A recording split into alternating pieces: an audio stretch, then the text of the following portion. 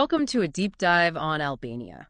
We've got some Wikipedia stuff, Yeah. and we're going to use it to, kind of help everyone really understand this often overlooked country. Yeah. We're going to go beyond, just the basic facts, right? Like the stuff you'd see in a guidebook or whatever. Right. And we're going to give you a feel for Albania's history, its culture, what makes it unique, what makes it Albania. It's really a place where East meets West in a lot of ways. You've got ancient history kind of bumping up against modern challenges, Yeah. and you get this really fascinating mix of influences. So geographically, Albania is in Southeast Europe. Go ahead. Coastlines on the Adriatic and Ionian Seas. So we're talking beaches, sunshine, right? Like that classic Mediterranean kind of vibe. Yeah, you definitely get that. Yeah. But then you also have this rugged mountainous side to Albania. You've got the Albanian Alps in the north, which are like an extension of the Dinaric Alps that run through a lot of the Balkan Peninsula. Okay.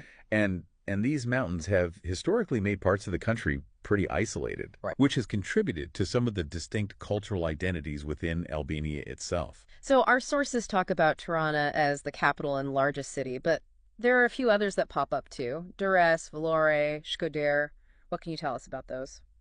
Well, these cities, particularly Durrës, have been important centers for centuries. Durrës, for example, was a major port city during the Roman Empire. Wow. And that long history is still there, when you walk the streets today.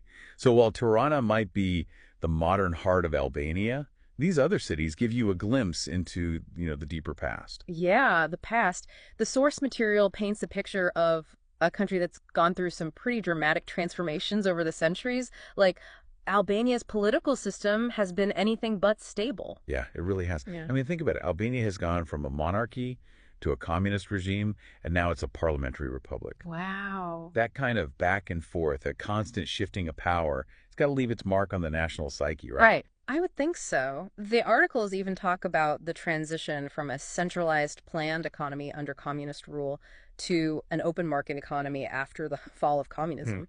That was in the early 1990s. Right. That's a massive shift, and I'm kind of wondering how it actually played out, for people. Was it a smooth process?